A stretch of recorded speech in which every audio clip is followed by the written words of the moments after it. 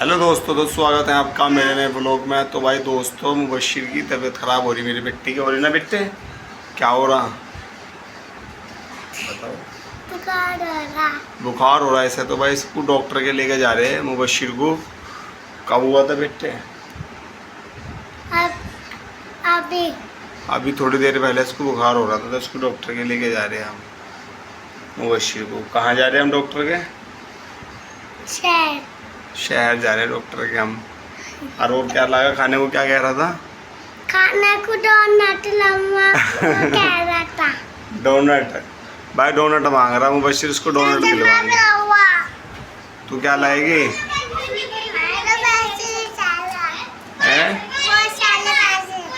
बहुत सारे पैसे? बहुत सारे पैसे लाएगी? इसे नहीं पता भाई, बहुत सारे पैसे बतावे तो बच्ची हमारी। मुबशिर लाएगा डोनट, इसको डोनट दिलवा के लाएंगे। और इसकी गोली लेके आएंगे, मिट्टी मिट्टी सी हमें चिन्नी के जैसे दाने होम्योपैथिक वाले हैं। डोनट के साथ कोक भी। ओ कोक भी? एक कोक दिलवा देंगे भाई से। अच्छा, तुझे भी लेके चलेंगे अभी थोड़ी देर बाद ही है, ठीक है। तो भाई दोस्तों, मुबशिर को पहले हम डॉक्टर के दिखा ला है बेटे, चले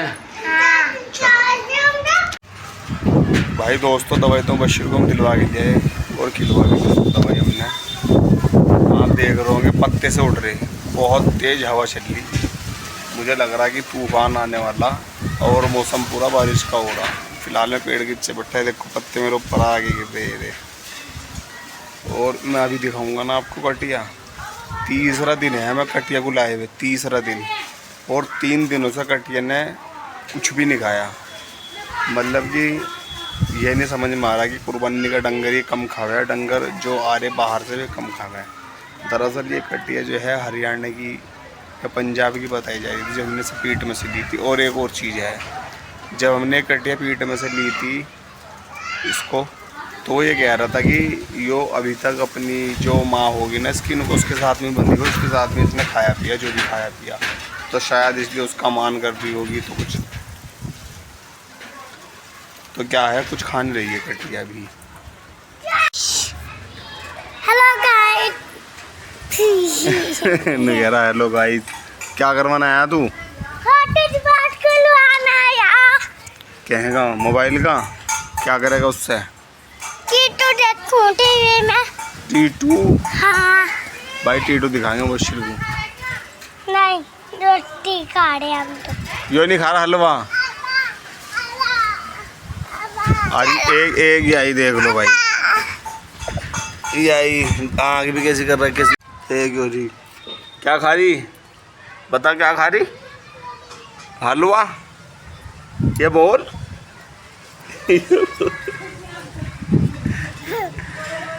ये नहीं बोल रही भाई कुछ भी। कटिया को हलवा खिला कटिया को खिला, कटिया को जा खिला, कहाँ जे खिला, कट्टे को खिला लो। कट्टे ऐसे ना करे, कट्टे को खिला लो। चल कट्टे को खिलाएंगे, आ जा लो, चल खिला। भाई दोस्तों, हवा इतनी तेज़ चली, सो देख रहे सामने पेड़ भी टूट के गिर गया। इतनी तेज़ हवा थी, बहुत तेज़ी से हवा चली और एकदम से रुक भी गई। हो क्या रहा ऐसी कई दिन से तूफान आ रहा रोज़, और उसी हिसाब से रुक भी रहा एकदम से। भाई दोस्तों, मैं आ गया हूँ गार्डन में, और मैंने आपको जो दिखाया है अभी, जो पेड़ टूट के गिर गया, थोड़ा मैं लेट हो गया। पेड़ टूट के गिरा, बता रहे हैं यहाँ पे जो लड़के खड़े हैं, ये कह रहे हैं कि यो ही नहीं गिरा, 2-3 पेड़ और गिर गए अंदर की साइड में टूट के। हवा इतनी तेज़ थी, मैं व्लॉगिंग कर ही रहा था, तो बहुत तेज़ी से हवा आई एकदम से, तो पेड़ भी टूट के गिर गया। और मैं आपको एक बात बता दूं, आज मैं पीठ में गया था, जिस वजह से व्लॉग मैं अपना सही तरीके से हो सके कंप्लीट ना कर पाऊँ। वहाँ पे जाके मैंने क्या नोट किया, क्या देखा मैंने वहाँ पे जाके, भाई पीठ में डंगर की महंगाई इतनी ज़्यादा है आज, बहुत ही ज़्यादा। और ना ही इतनी उनकी सेल हो रही, सेल भी बहुत कम हो रही। ऐसा नहीं है कि सेल हो रही डंगरों की, सेल ही बहुत कम हो रही। और मैं आपको एक सस्ती सी पीठ बताने वाला। एक पीठ तो है बनत की, जहाँ से आपको 10,000 का डंगर में फ़र्क आ जाएगा, 10,000 सस्ता मिल सका आपको डंगर। एक पीठ है गग्गल हेडी की, तो आप गग्गल हेडी की पीठ में जाओ या फिर जाओ आप बनत की पीठ में। अगर आप जाओगे इधर मेरठ सरधने वाली पीठ में, तो मेरठ सरधने की जो पीठ होती है वो बहुत महंगी पीठ हो गए। मुजफ्फरनगर की तराई पीठ वो भी महंगी हो गए। तो आपको पीठ या तो बनत की या गग्गल हेडी की सस्ती पीठ, ये 2 पीठ मिलेंगे आपको बस। देख रहे भाई, अंधेरा हो गया और टाइम कुछ नहीं हो रहा, 6 बज रहे। 6 बजे इतना अंधेरा हो चुका। और मैं पीठ के बारे में आपसे जिक्र कर रहा था। मैं एक बहुत बेहतर और सस्ती बात बताई, सस्ती पीठ बताई मैंने आपको।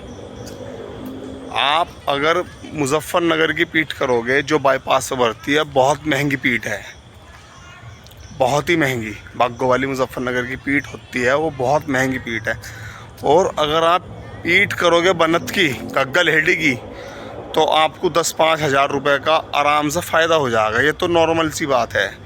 यहाँ पे क्या है, यहाँ पे डिमांड डंगर की नहीं कि डंगरों पे ही महंगा है। यहाँ पे हर चीज़ का महंगा है मुजफ्फरनगर में।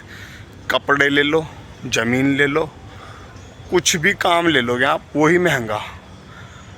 तो मैं आपको एक बहुत अपनी हिसाब से समझ के बिल्कुल ठीक सलाह दे रहा, क्योंकि गांव से कटिया ख़रीदने में और यहाँ कटिया ख़रीदने में बहुत ज़्यादा फ़र्क है।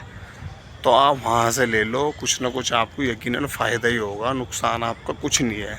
और अगर आप यहाँ के चक्कर में रहोगे तो यहाँ तो नुकसान ही होने वाला, आपको फ़ायदा कुछ होने वाला नहीं है।